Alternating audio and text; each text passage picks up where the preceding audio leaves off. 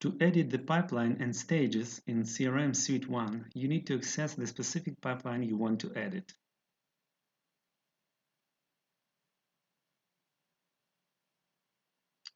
Look for three dots which represents a menu containing additional function.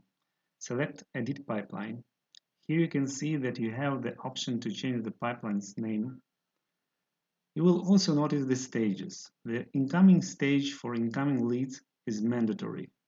Similarly, the closed stages, won and lost, are also mandatory, and you can rearrange or edit them as needed. You have the flexibility to delete any unnecessary stage, add a new one,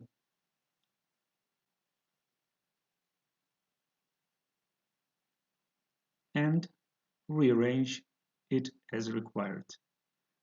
Don't forget to save all your changes, and you will have your pipeline updated and ready to use.